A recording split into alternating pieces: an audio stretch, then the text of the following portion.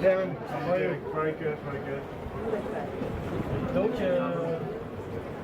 tes premiers sentiments, j'ai vu une sorte de palpitation juste là-bas là. Ouais.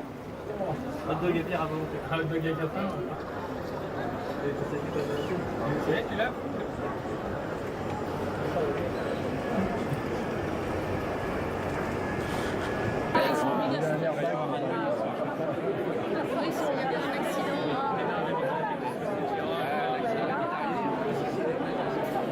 Ouais, là, c'est pas terrible. Franchement, si j'ai un temps fou pour le faire. C'est plus du tout nul là. Le président, en fait, Il est de bien.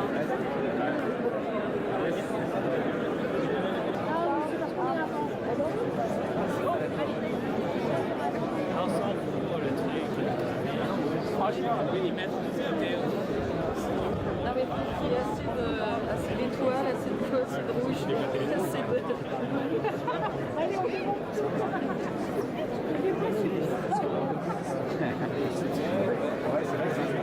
l'estrade, elle n'est pas bien centrée là.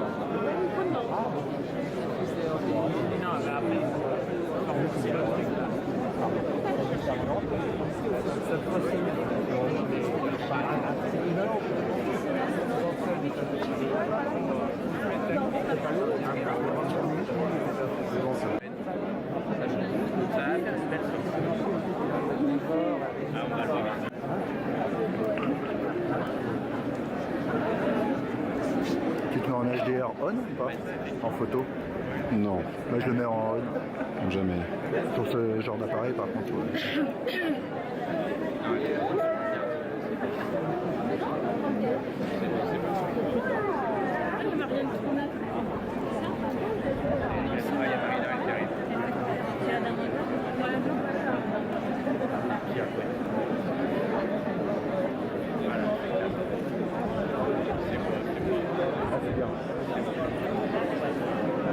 Mais il y a aussi notre directeur de la... Il y a Cédric Villani, t'as vu?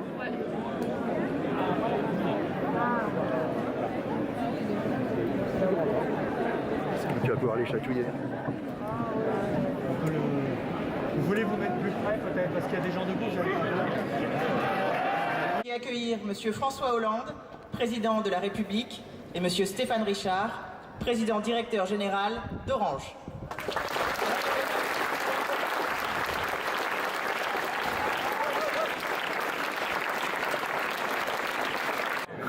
Bien sûr. Non, non. C'est ce que je disais, quoi qu'il en soit, c'est le président.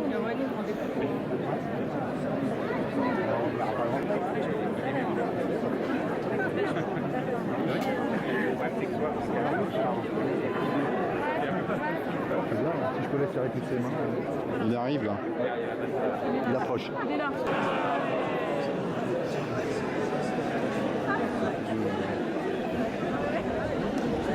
Ouais, c'est pas terrible à faire des vues à cette distance. C'est pareil.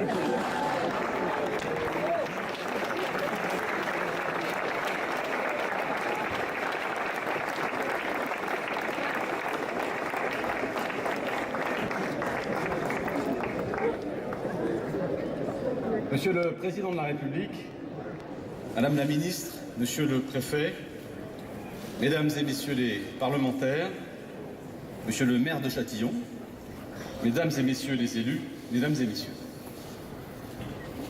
Monsieur le Président de la République, c'est un grand honneur que vous faites à Orange, ses 155 000 salariés, ses 8 000 chercheurs, développeurs, ingénieurs, en marquant de votre présence l'inauguration d'Orange Gardens, notre éco-campus innovation. Le dernier président à nous avoir ainsi rendu visite était le général de Gaulle, en 1962.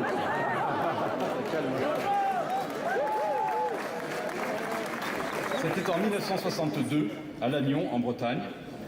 Il s'agissait déjà de technologie, d'innovation et bien sûr, de la grandeur de la France.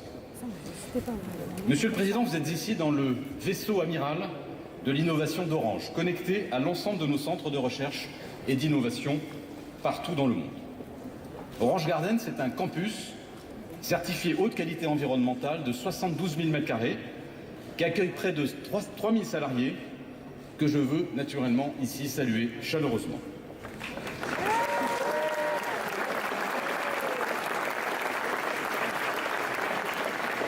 J'ai voulu que cet endroit soit le centre d'un écosystème qui contribue à faire du numérique un accélérateur de progrès pour tous.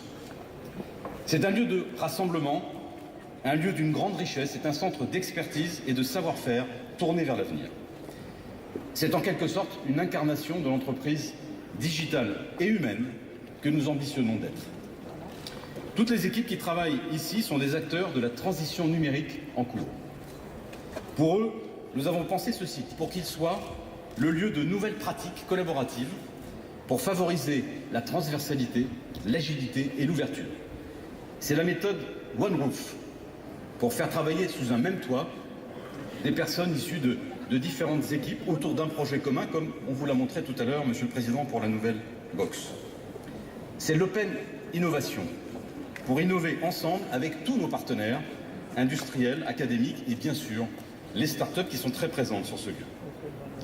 Et puis c'est l'ouverture aux idées et aux projets de nos 155 000 salariés dans le monde, au-delà même des équipes dédiées à l'innovation. Monsieur le Président, chez Orange, nous avons la conviction que notre rôle est de démocratiser les usages numériques, parce que l'enjeu véritable derrière la technologie, c'est bien l'humain. Mettre toujours l'humain au centre, c'est un choix assumé qui nous caractérise. Dans le cadre de notre plan stratégique Essentiel 2020, dont l'objectif est de faire vivre à nos clients une expérience incomparable, nous avons décidé d'investir 15 milliards d'euros dans nos réseaux entre 2015 et 2018, dont plus de la moitié en France. C'est un effort considérable. C'est pourquoi j'ai souhaité profiter de votre présence exceptionnelle, Monsieur le Président, pour lancer un programme particulièrement ambitieux de couverture des zones rurales. Ce programme, c'est Orange Territoire Connecté. Ce programme va mobiliser une partie substantielle de nos investissements réseau. Il suppose, bien évidemment, petit message que je me permets de passer, que le cadre législatif, réglementaire et fiscal soit stabilisé.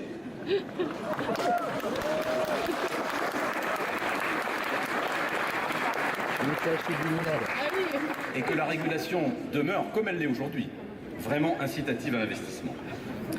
Avec ce programme, nous nous engageons à améliorer de manière très significative la connectivité en zone rurale, en fixe et en mobile, avec des premiers effets perceptibles dans les tout prochains mois.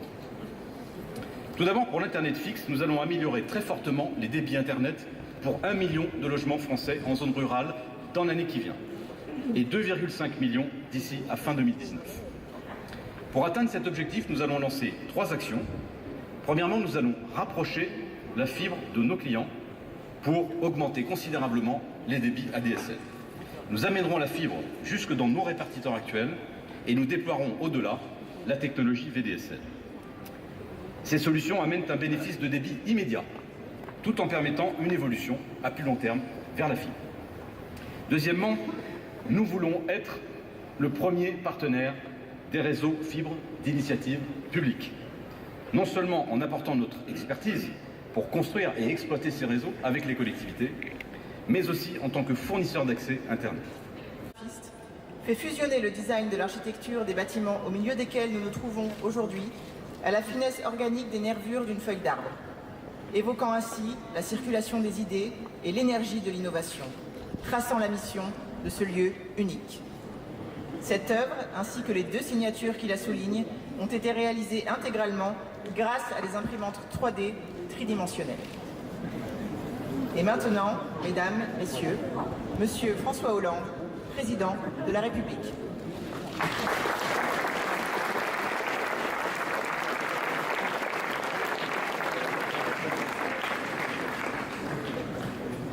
Monsieur le Président Directeur Général, cher Stéphane Richard, je suis donc venu, enfin, puisque ça fait plusieurs décennies que vous attendez un président de la République.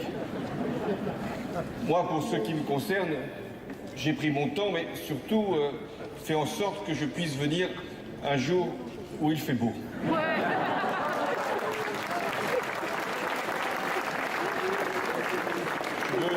saluer la ministre Axel Lemaire qui m'accompagne et qui a fait beaucoup pour développer l'usage du numérique dans notre pays, qui présente au Parlement, en ce moment même au Sénat, un texte sur la République numérique et qui va aussi permettre qu'il puisse y avoir à la fois des libertés qui puissent être protégées et en même temps un accès plus large aux usages. Je salue les parlementaires, les élus, le maire de Châtillon, qui a bien de la chance d'avoir ici la présence d'Orange. Je veux saluer les salariés de ce centre, ceux qui sont ici, ceux qui sont plus loin, ceux qui sont plus hauts.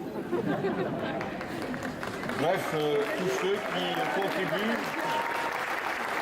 à faire rayonner l'entreprise Orange, mais aussi la technologie française.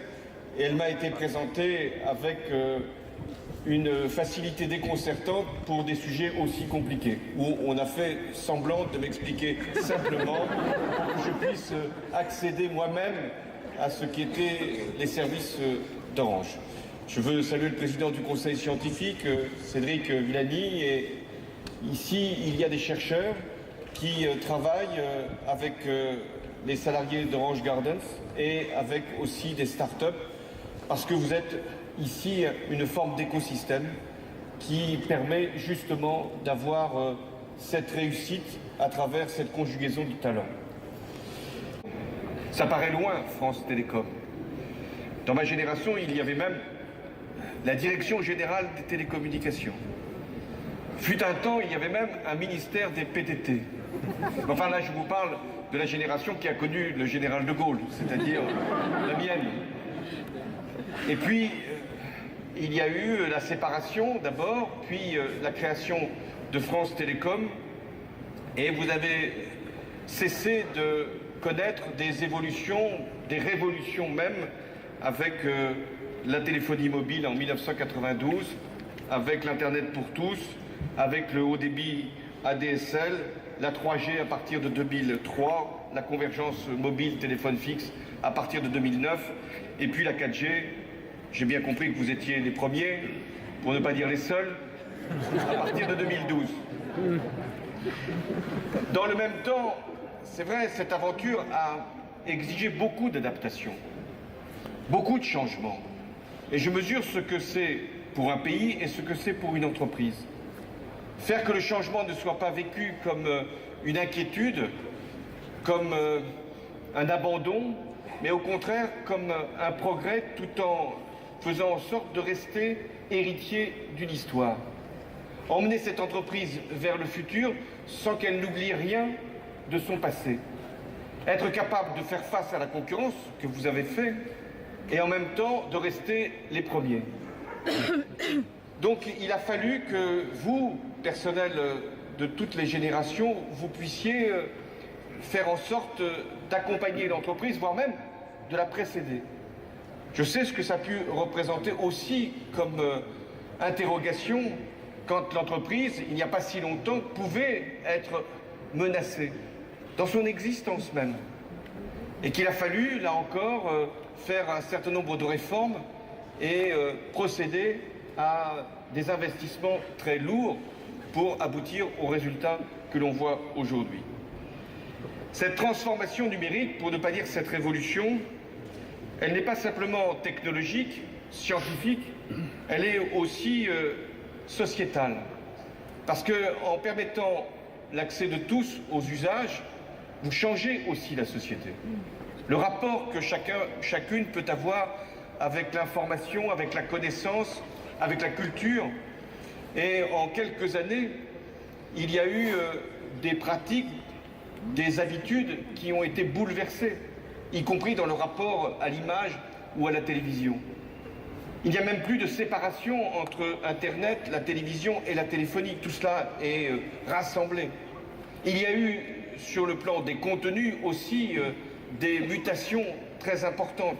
On peut accéder à des films, à des séries, mais aussi à des retransmissions de compétitions sportives. Et c'est vrai que Orange est le partenaire de l'Euro 2016. Il était temps donc que je vienne, puisque nous sommes à 2 jours de l'ouverture de la compétition et je veux vraiment vous féliciter parce que grâce à vous, cette grande compétition sportive va être aussi une grande compétition technologique où nous allons montrer que nous sommes les meilleurs pour organiser un événement de cette importance. Et je ne doute pas que ça servira aussi la candidature de Paris pour les Jeux Olympiques de 2024.